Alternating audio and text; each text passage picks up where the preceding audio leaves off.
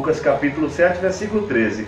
A Bíblia diz que quando Jesus olhou para aquela viúva, quando Jesus olhou para aquela mãe aflita, aquela mãe partida, ele moveu-se de íntima compaixão por ela. Ele sentiu uma palavra no hebraico que chama Hesed. Hesed é uma palavra hebraica que significa compaixão pela miséria alheia.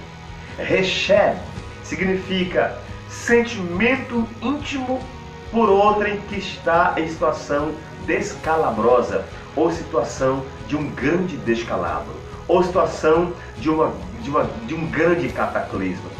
Essa era a situação daquela mãe. Por que cataclisma, pastor? Não tem nada a ver com o planeta.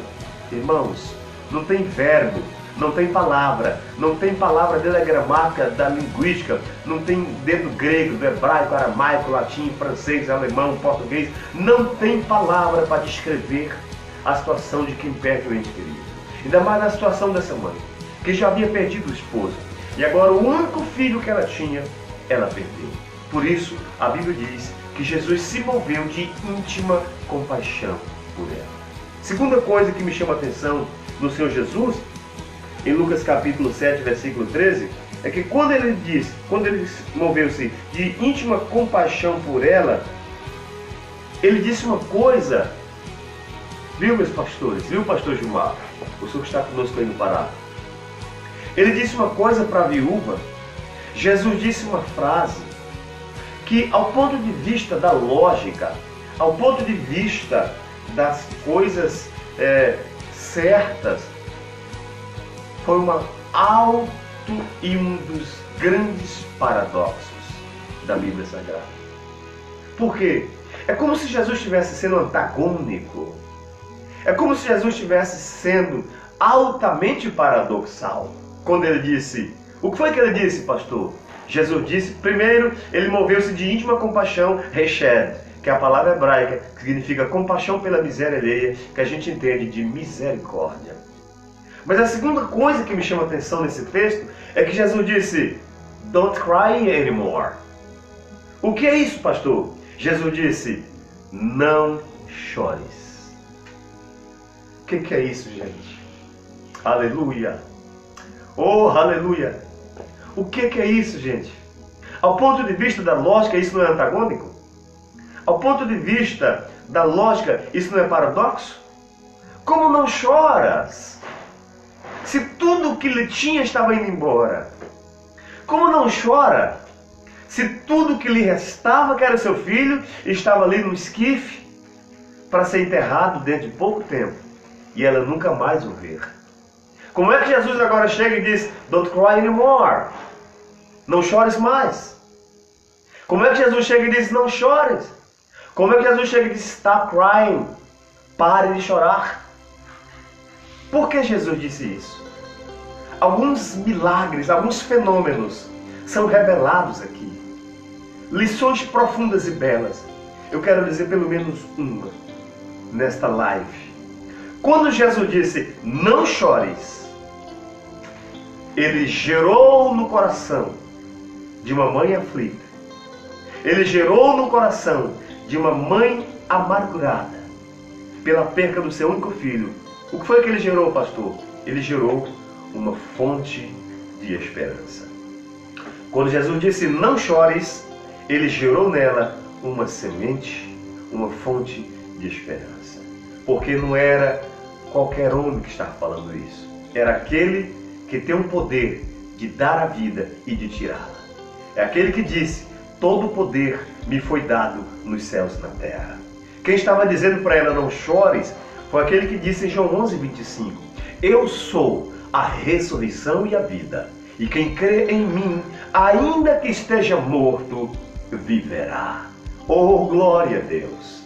Quem estava falando com ela é aquele que disse, eu sou a luz do mundo.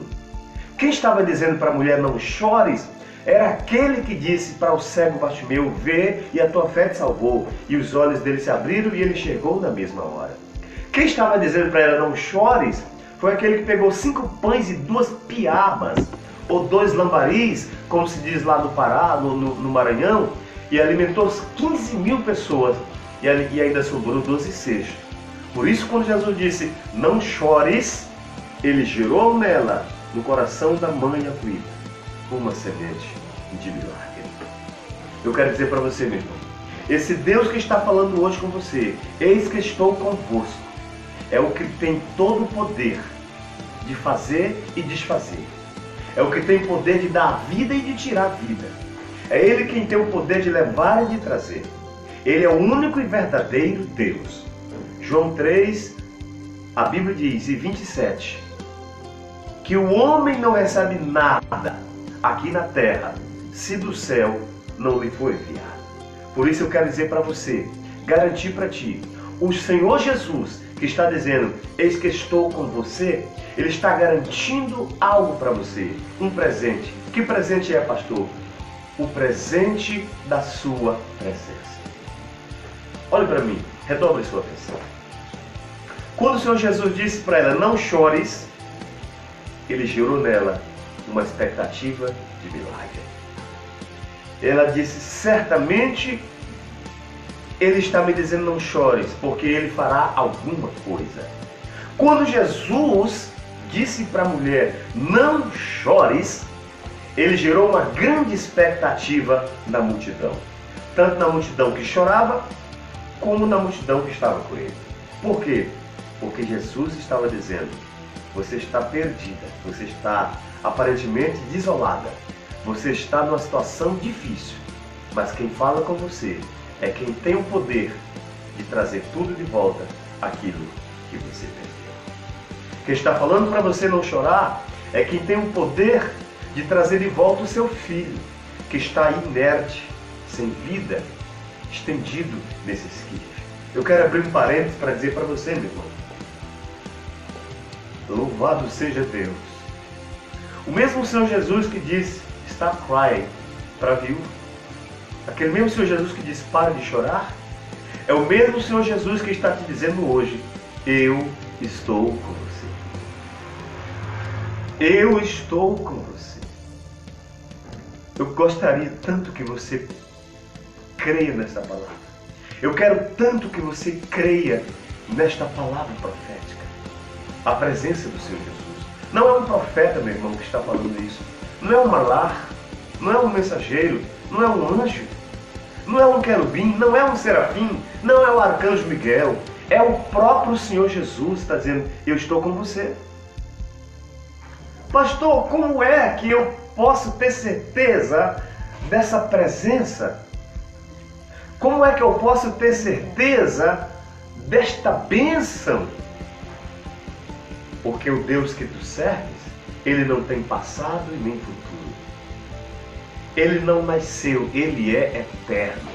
Salmo 90, versículo 2 diz a Bíblia, de eternidade a eternidade, de eternidade a eternidade, tu és Deus. É aquele que diz em Isaías 43, versículo 13, ainda antes que houvesse dia, eu sou. Ele não usou o verbo no passado, ele não disse eu era.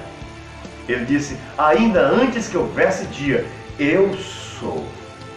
E ninguém pode escapar das minhas mãos. Agora, olha a pergunta que ele faz. E agindo eu, operando eu, quando eu entro em ação, quando eu entro com providência, quem impedirá? Essa é a pergunta do Eterno. Quem pode impedir quando eu ajo? Quem pode impedir quando eu resolvo trabalhar? Quem pode atrapalhar o meu agir quando eu entro com resposta? É esse Deus que eu quero que você creia. É esse Deus que tem todo o poder. O Deus que faz e desfaz. O Deus que cria, que faz, chama à existência aquilo que não existe.